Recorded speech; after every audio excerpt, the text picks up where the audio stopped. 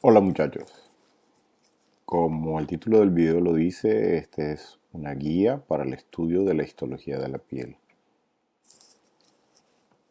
El resultado de aprendizaje esperado de hoy es analizar las características microscópicas de la piel y sus anexos, relacionándolas con su función en situaciones de normalidad y o alteración. Eso es lo que esperamos conseguir después de haber leído el capítulo guiado por este video y ojalá y realicen la preclase que habíamos colocado. La piel, como deben observarlo hasta en ustedes mismos, es el órgano más extenso del cuerpo, es el órgano más superficial de nuestro cuerpo, comprende toda la cobertura, toda la envoltura exterior de nuestro organismo, por lo cual nos provee de un medio de comunicación, tanto con lo que obtenemos del medio externo como lo que podemos brindarle al medio externo. En el caso de nosotros como entes de la salud, es muy fácil observar a través de la piel de un paciente lo que dentro como tal nos está diciendo a partir de sus vasos sanguíneos, a partir de su color, a partir de su textura, de qué está pasando en el resto de sus sistemas. La piel como tal está organizada en capas y eso es lo que vamos a ver durante la clase. Su grosor es variable y eso es de acuerdo a la superficie corporal donde se ubica y donde cumple sus funciones. Hablando de funciones, entonces las funciones más grandes podemos englobarlas en protección, función reguladora y relación de comunicación bidireccional con el medio exterior.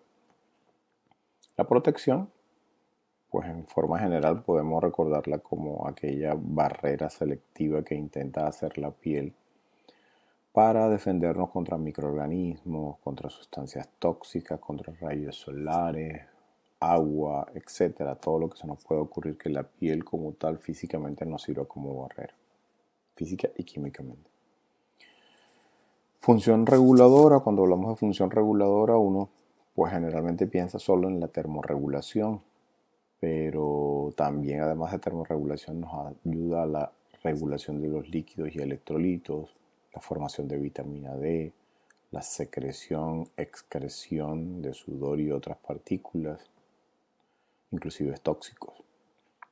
Y por último, la que decíamos de relación de comunicación bidireccional con el exterior, como decíamos en la introducción, tanto de sensibilidad de lo que está pasando afuera, a partir del tacto, o la expresión de ciertas condiciones generales y vasculares que el organismo esté mostrando a través de la piel, y esto es muy importante para nosotros frente al paciente. Entrando en materia la piel, la histología de la piel, ahí tienen una panorámica de Histology Guide de la piel, de un corte de piel. Acuérdense que todos estos cortes son en dos dimensiones, esto es hematoxilina y eosina.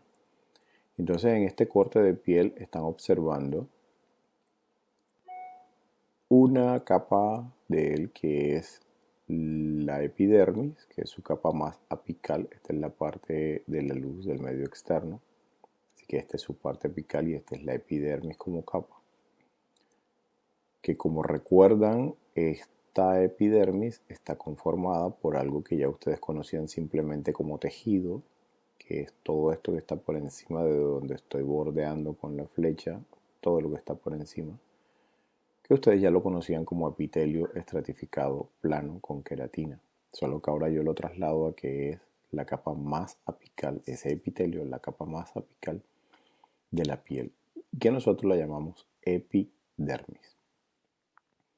Después de ese epitelio estratificado plano queratinizado, que en este caso está bastante queratinizado y ya nos va guiando a algo que vamos a decir ahorita en cuanto al calibre o al grosor de la piel, debajo de él ya tiene que aparecer, por haber sido este epitelio y por lo que recordamos de semestres anteriores, debe tener tejido conectivo lácteo aquí abajo, porque el epitelio, en este caso la epidermis, es avascular y entonces requerirá debajo de él inmediatamente tejido conectivo laxo bastante vascularizado para poder hacer la nutrición y cierta parte del sostén de este epitelio. En una línea más inferior aparece, en un espacio más inferior, en una ubicación más inferior, aparece el tejido conectivo denso y regular que va tomando diferentes grosores, pero que ese tejido conectivo denso y regular se va encargando ya del sostén como tal, del sostén de los dos tejidos que habían quedado arriba. Uno que era la epidermis y dos que era la dermis papilar, donde decíamos que había tejido conectivo laxo para nutrir el epitelio. Entonces este tejido conectivo denso irregular que está acá abajo, sumado al tejido conectivo laxo de aquí de la dermis papilar, entre los dos van a conformar la segunda capa, que habíamos dicho que tenía capas la piel. Esta es la segunda capa, sería la capa que se llama dermis. Esta dermis entonces la podemos subdividir en una dermis que está ubicada debajo del epitelio, formando unas papilas, unas evaginaciones, y que está conformada por tejido conectivo laxo, y nosotros la llamamos dermis papilar.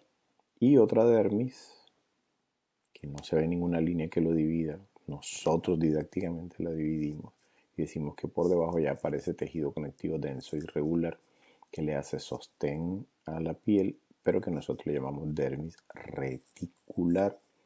Reticular porque ese tejido conectivo denso irregular, por la red de fibras de colágeno 1 y de colágeno 3 que tiene, nos arma un contexto diferente de sostén de lo que hacía la dermis papilar. De acuerdo a la ubicación de la piel, podemos encontrar la profundidad de ella, y a la profundidad algunas ubicaciones de la piel va a tener tejido adiposo inclusive, que algunos libros y que algunos autores llaman como la tercera capa de la piel, que es la hipodermis, solo que no en todas las partes del cuerpo vas a encontrar hipodermis como tal, sino que vas a encontrar ya un tejido simplemente que conecta la piel con lo que esté por debajo. En el caso si tocamos la tibia en su parte anterior, en la pierna, el hueso está cubierto por piel, pero no tiene tejido celular subcutáneo, sino la piel y enseguida el periósteo del hueso. Entonces no va a tener esa hipodermis como tal. Pero sí podemos observar que en esa dermis podemos encontrar lo que habíamos dicho como anexos de la piel, que ayudan a cumplir otras funciones que habíamos dicho de la piel, como la termorregulación. Entonces ya tenemos que pensar en que estas estructuras que estén por aquí son glándulas sudoríparas. Después miraremos mejor la estructura, pero que pueden ser glándulas sudoríparas, o en el caso de que sea piel delgada, inclusive podemos encontrar folículos pilosos y otros tipos de anexos a ese folículo piloso. Eso era simplemente una panorámica. Ahora miremos lo mismo que decíamos. Esto entonces sería la epidermis, que es el tejido epitelial estratificado plano queratinizado. Esto sería la dermis, y miren que habría una parte de dermis papilar metido aquí en las papilas dérmicas. Y también cabe hablar del tejido conectivo denso regular que está aquí, que sería la otra parte de la dermis, que sería la dermis reticular, con vasos sanguíneos más grandecitos que los capilares que aparecen acá en la dermis papilar. Y esto sería la hipodermis en el caso de la ubicación que la tengamos.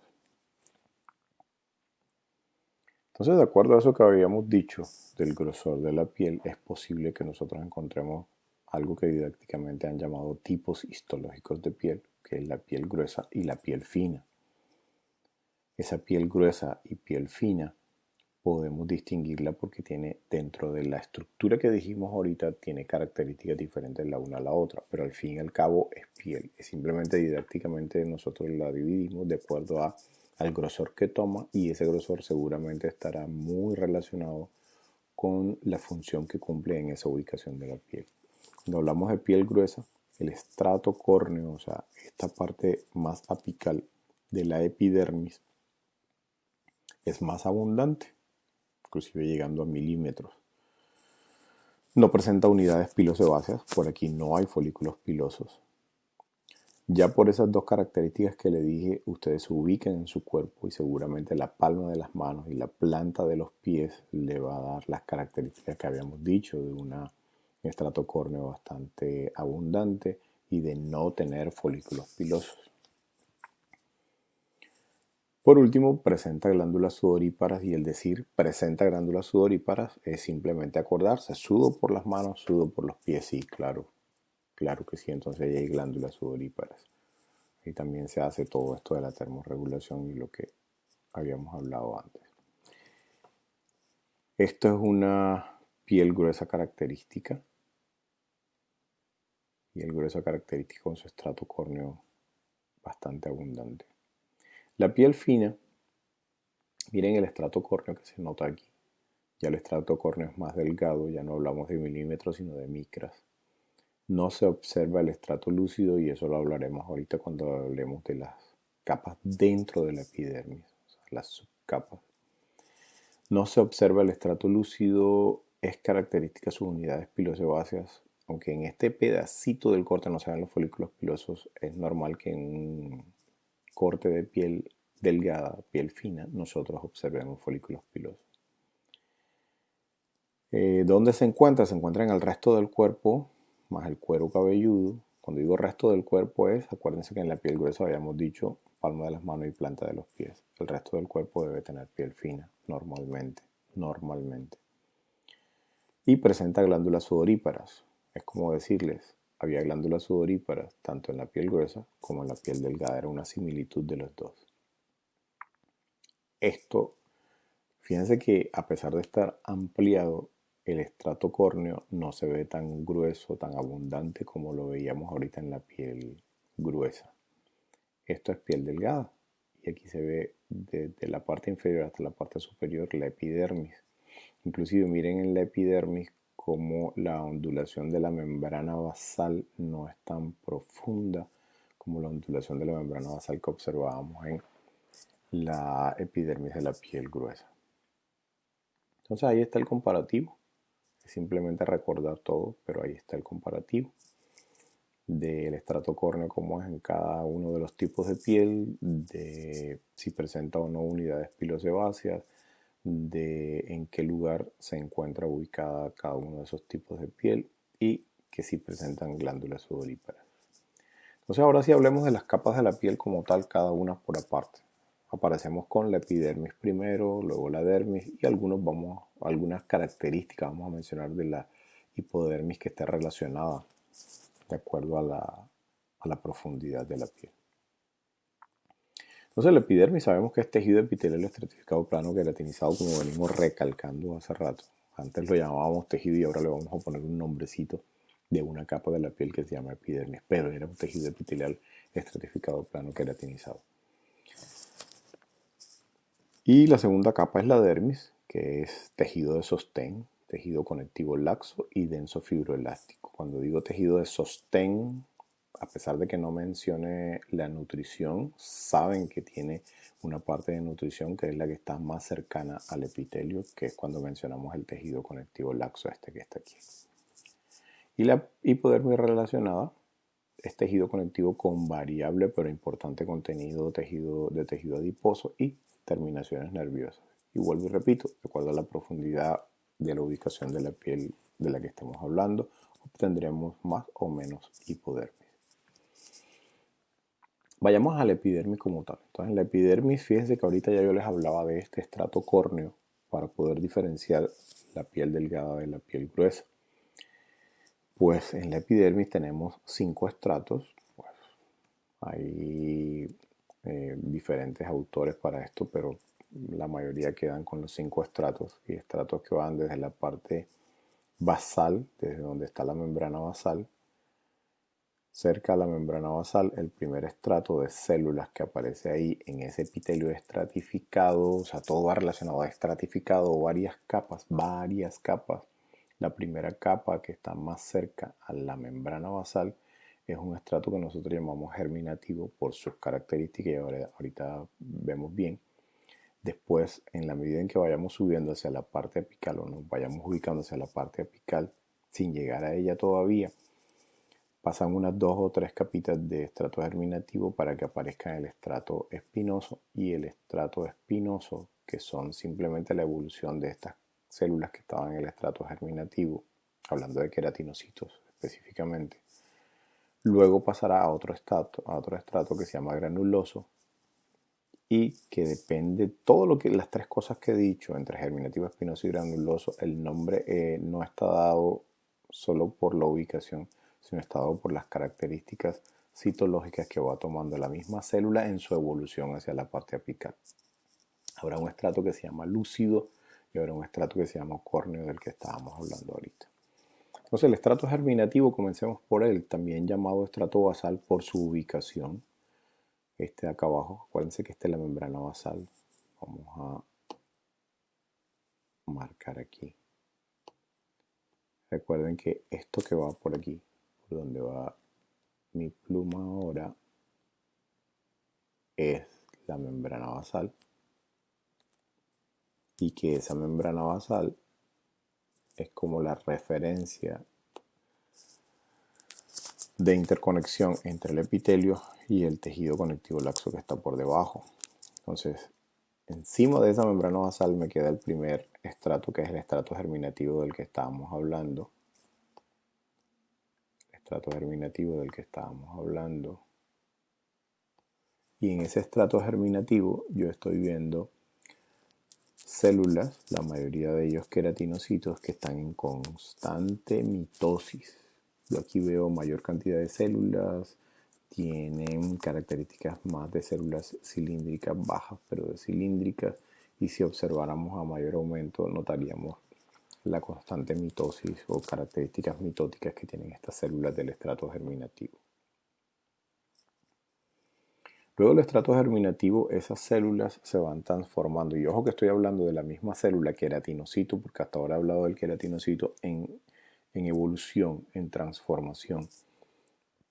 Para que me entiendan que después allá en la preclase les estoy pidiendo que me hablen de la citomorfosis, o sea, de los cambios que sufre una célula, que en este caso es el queratinocito, que estos episodios de transformación terminan haciendo un proceso que nosotros llamamos citomorfosis.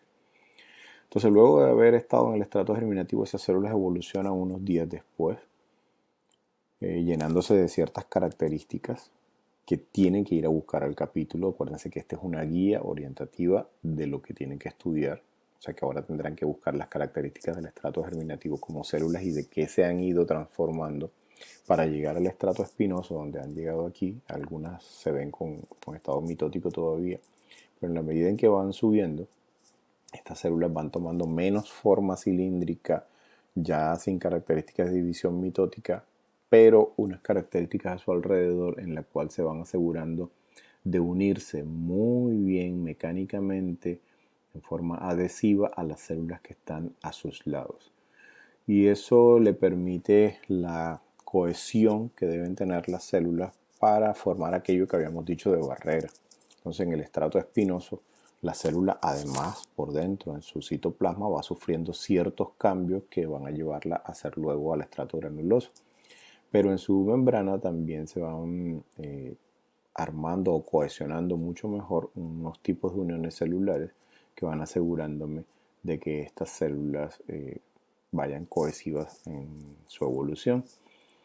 Esa característica de cohesión de esas uniones celulares en puntos específicos, como desmosomas, va a dar una característica visual para nosotros en el microscopio, como si fueran unas espinas, lo que terminó llamando a este estrato espinoso. Entonces, fíjense que en sus características dice queratinocitos poliédricos con uniones intercelulares adherentes muy visibles, desmosomas con apariencia de espinas.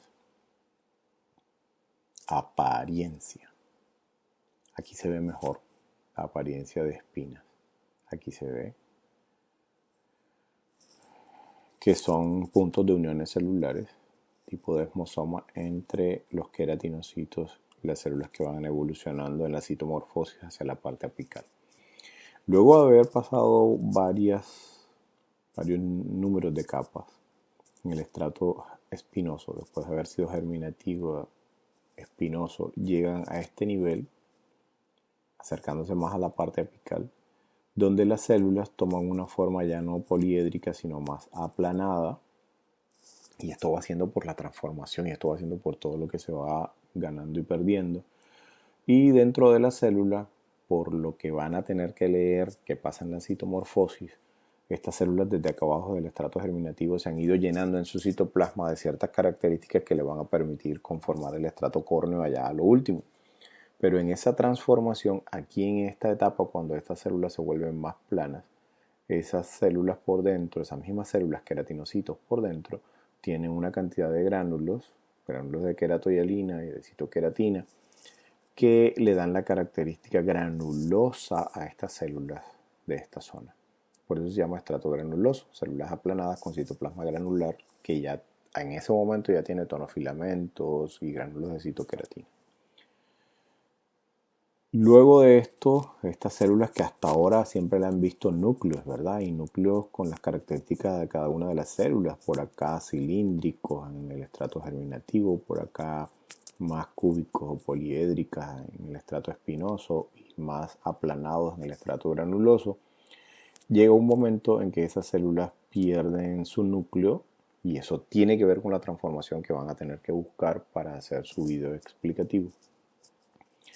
Y en ese momento en que eso pasa, además de la degranulación de unos cuerpos laminares que venían dentro de la célula con unos glucolípidos que se colocan aquí, le dan una característica a este momento de transformación de una lucidez, de un color diferente, de un tono diferente a estas coloraciones por la calidad o el contenido que tiene en ese momentico de la muerte de estas células. Cuando digo muerte es la desaparición del núcleo, pero la estructura como tal de la célula, su membrana todavía queda unida y por dentro se va dando dentro de la célula una unión del conjunto de proteínas que se han venido armando. Y ese estrato lúcido, ese momento entre el estrato granuloso hasta que se convierta en estrato córneo es un periodo de 2 a 6 horas. Y ese periodo de 2 a 6 horas en que pasa esto, que esa formación de glucolípidos empieza a armar la barrera esa impermeable para el agua, ese periodo de 2 a 6 horas es tan corto que es visible en este momento porque yo estoy en la piel gruesa, pero si estuviera en la piel delgada, por la cantidad de menos capitas de células que tiene, es posible que no lo vea, es lo más posible que no lo vea. Por eso el estrato lúcido está reducido a que nosotros estemos en piel gruesa para verlo. Se supone que pasa en la piel delgada porque esto es una evolución, es una citomorfosis. Sin embargo, no es visible en la piel delgada. Y por último, después de haber transformado este cambio de la estructura en el estrato córneo, hay células muertas con cierta estructura, pero ya sin núcleo, que van haciendo parte. Este es el estrato lúcido, este que está aquí, casi fosforescente, todo brillante, que aparece aquí. Y luego sigue el estrato córneo, donde las células forman otro tipo de estructura. La célula como tal, hasta que en cierto momento de ir subiendo más allá en el estrato córneo, las células vayan perdiendo la adhesión que tenían alrededor, y esa pérdida de adhesión que tiene que ver con calicreína, con ciertas cosas que van a leer en el libro, van a tener que entenderlas para poder entender toda esta evolución de las células hasta que lleguen acá arriba y que terminen descamándose y que la descamación sea natural y que esta evolución desde el estrato germinativo hasta la descamación allá apical, que sucede todos los días, ese periodo último de descamación en que las proteínas que habían estado uniéndose en la estructura de las células con células del estrato córneo que ya no tenían núcleo, que habían permanecido todavía uniéndolas, separarse, cuesta unos más o menos 23 horas para que suceda esa pérdida, ese bloqueo, esa inhibición de las proteínas como tal que termine rompiendo la unión entre las células. Así que esa descamación, cuando uno habla de periodo de 22 horas, entiende por qué ser como somos, de intentar bañarse por lo menos una vez al día. Si pasaran unos cuantos días y ustedes no se bañaran, me entendieran lo que estoy diciendo, porque entonces el cutre que sale en el baño se dieran cuenta que es la descamación de 2 o 3 días que han dejado pasar, a reírnos un rato tranquilos. Esta imagen de Histology Guide me gusta mucho más porque entonces ahora podemos resumir lo que habíamos dicho ahorita. Miren aquí cómo se ve muy bonito el estrato germinativo, señalado con el número 1, pero por acá también lo puedo mostrar.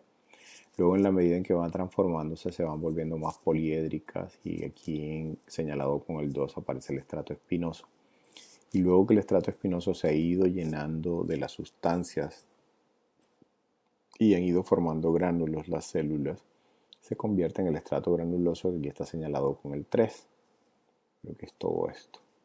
Luego del estrato 3 granuloso aparece este momento, como decíamos, con cierta lucidez por el cambio rápido que dijimos que pasa aquí, que se llama estrato lúcido, y de ahí en adelante se conforma todo el estrato córneo para hacer la protección que habíamos dicho hasta que llegue a la parte más apical para hacer la descamación. Esta diapositiva es muy bonita. Prestenle mucha atención e intenten todo lo que vimos hasta ahora colocarlo ahí, y todo lo que lean para completar lo que he dicho hasta ahora para colocarlo en esa imagen.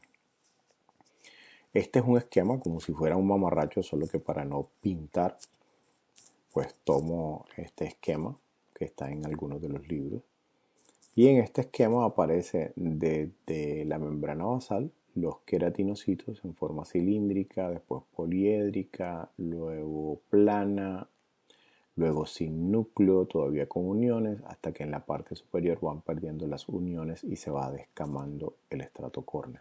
Pero miren cómo se permanecía la estructura hasta cierto nivel, pero ya sin núcleo, y por dentro estaban los filamentos de queratina armándose para poder formarnos esta barrera. Desde aquí, desde la parte entre el granuloso y el lúcido y el córneo, se habían expulsado por exocitosis una cantidad de glucolípidos que conformaban esa barrera impermeable que nos ayuda con el resto de la barrera selectiva que tenemos. Pero fíjense que mostré queratinocitos, pero quedaron estas células de diferentes colores, amarilla, azul y esta marroncita, que son diferentes. A esta le vamos a llamar melanocito, a esta azulita le vamos a llamar célula de Merkel, y a esta amarillita y extraña le vamos a llamar célula de Langerhans. Estas células conforman el resto de las células de la epidermis. Lo que yo dije hasta esta diapositiva, hasta antes de esta diapositiva, se relacionaba solo con los queratinocitos. O sea, todo el proceso de citomorfosis que hablamos se relacionaba con los queratinocitos, mientras que ahora aparecen 3 células más en la epidermis, pero tenemos que hablar entonces de porcentajes. Miren que si miro en proporción en este corte, en este esquema, la mayor cantidad de células que hay son queratinocitos. Con razón que el libro me dice que el 85 al 90% de las células de la epidermis se llaman queratinocitos.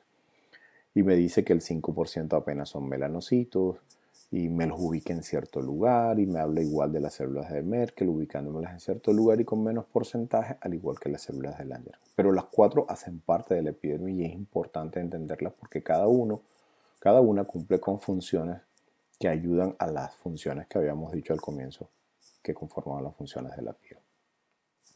Entonces, los queratinocitos, no voy a hacer mucho énfasis en estas diapositivas porque esta es parte de lo que tienen que estudiar, pero miren que aquí ya se nota en esta transformación, en esta citomorfosis del queratinocito, lo que estábamos diciendo ahorita en las capas.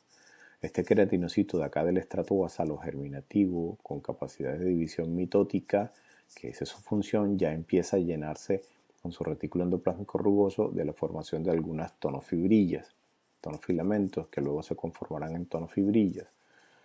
Luego, en el estrato espinoso, donde estas supuestas espinitas que estamos viendo aquí le sirvieron para hacer mayor cohesión entre las células, pero dentro de su citoplasma esta célula, con sus ribosomas, con su aparato de Golgi, me va formando otros tipos de gránulos que van sumándose a lo que ya venían armando para llegar al estrato granuloso, donde característicamente ya la célula formó unos gránulos que son muy importantes para lo que se va a hacer en el estrato córneo.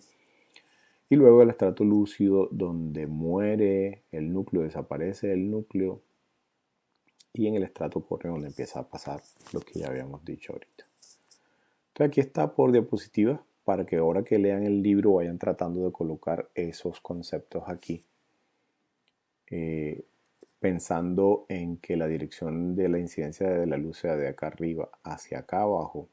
En los queratinocitos, además de los cambios morfológicos para la formación de la queratina, deben tener en cuenta algunas características, por lo menos. Esto es el estrato espinoso y estos señores, desde el estrato germinativo y el estrato espinoso, en la parte supranuclear, mire cómo va colocándose unos gránulos que hasta ahí, como lo estamos viendo con este tipo de coloración y con lo que entendemos, todavía no sabemos qué es, pero esa colocación de esos gránulos, que después se van a dar cuenta que se los inyecta otra célula que se llama melanocito a sus 40 o la cantidad de queratinocitos que tenga alrededor, ese melanocito le introduce a estos queratinocitos estos granulitos que van quedando en la parte supranuclear de ellos, y que es melanina, que es un pigmento, y que ese pigmento, miren dónde está colocado y miren cómo es la dirección de la luz. O sea que este pigmento va a servir de polarizado contra esta luz, contra rayos de esa luz solar, los rayos UV, que intentará funcionar como polarizado, como reflectivo para que esos rayos no induzcan algún cambio dentro del núcleo, porque lo pueden hacer. Entonces, la melanina en este momento que le da el color a la piel, le van tomando ustedes la idea de que funciona o que su función como tal ya tiene que ver con proteger el núcleo de estas células en el estrato germinativo, inclusive en el espinoso. Qué bonito se ve aquí el estrato espinoso, muy bonito. Entonces, coherente con eso que habíamos dicho, aparece el melanocito y miren cómo el melanocito, como una sola célula, pero que tiene conexión por sus bracitos con esta cantidad de queratinocitos que le queda alrededor, y a cada queratinocito le mete una prolongación citoplasmática. Cuando una célula tiene prolongaciones citoplasmáticas, no se asusten, porque en el libro de histología los superhistólogos les van a decir que es una célula dendrítica. Y solo lo que te está diciendo es que tiene prolongaciones citoplasmáticas. Entonces este melanocito tiene prolongaciones citoplasmáticas, muchas. Vamos a hablar de 40 por dar un número, que hace de que a cada una de las células que tiene a su alrededor penetre con su prolongación citoplasmática y pueda hacer un tipo de secreción específica que lo hacen ellos, que se llama secreción citocrina, o sea, meterle de una célula a otra a partir de una prolongación citoplasmática lo que quiera secretar. En este caso lo que va a secretar es lo que sabe producir un melanocito, que es melanina, y eso tendrán que estudiarlo, cómo hace la producción de esa melanina, qué tipo de melanina produce cada uno de los melanocitos, el de Gerardo Valencia, el de no sé quiéncito, el de Trump, el de Barack Obama, para poder entender lo que está pasando, porque nunca les he dicho de que hay más o menos melanocitos. Les dije hasta una proporción que dice el libro, que más o menos 5% de todas las células de la epidermis. Y ese libro nunca dice esto pasa en tal raza, o esto pasa en tal color de piel, o en este fototipo de piel, que así deben llamarse los fototipos, sino simplemente dice el 5% de melanocitos. Bueno, entonces ya van captando que definitivamente esto que van produciendo los melanocitos es como tipos de pintura. Los que saben de pintura, los que han ido en diciembre a pintar su casa, saben que cuando van a la ferretería pueden comprar diferentes tipos de pintura. Pintura tipo A, tipo B, pintura para el exterior, pintura para el interior, que soporta o no soporta agua. Entonces esa calidad o ese grosor de la pintura como tal, vamos a relacionarlo en forma analógica con lo que está haciendo el melanocito, de qué tipo de melanina producir, y colocarlo encima, miren, encima con su prolongación citoplasmática del núcleo de los queratinocitos que tiene en la parte superior y adyacentes.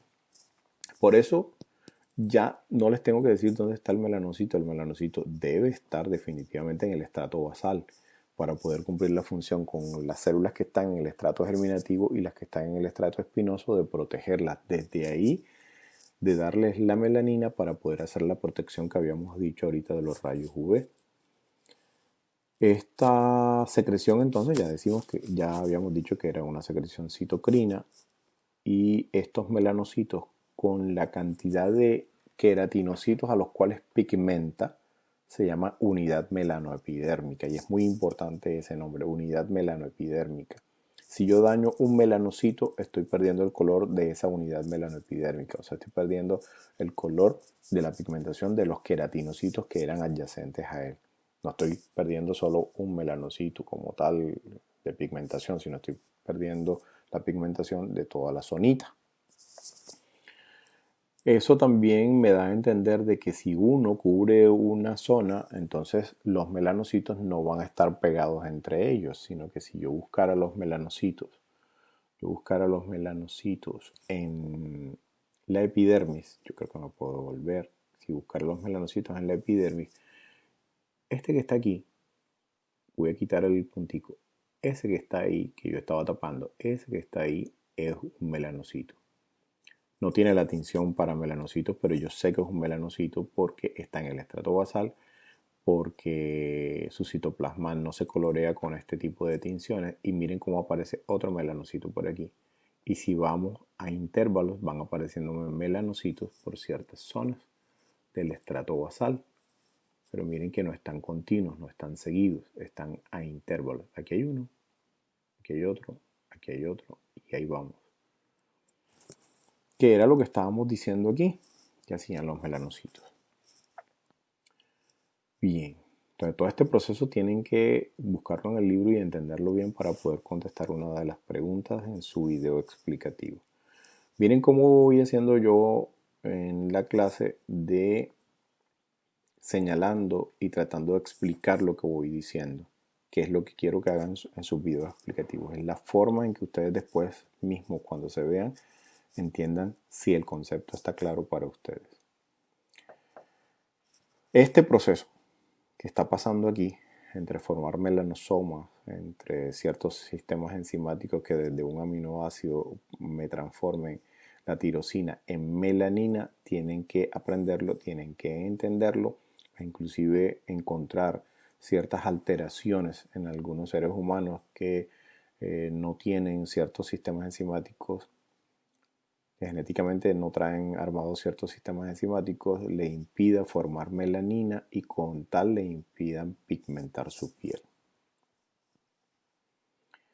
La célula de Langerhans, que es otra de las células que aparecen en la epidermis, es una célula que ahora, cuando yo dije melanocito, el melanocito lo ubiqué en un lugar, en el estrato basal, no les dije, pero ese señor llegó ahí desde el tubo neural. En su etapa en biológica viajó desde el tubo neural a través de toda la dermis y llegó a posarse aquí en el estrato germinativo y ahí se quedó. Él vive ahí. En cambio, cuando hablamos de la célula de Langerhans, es una célula que generalmente lo ubicamos entre el estrato espinoso y el estrato granuloso, en las partes más superiores del estrato espinoso, pero que no es su ubicación única, porque esta es una célula que, por lo que sabemos de ella, se mueve de ahí.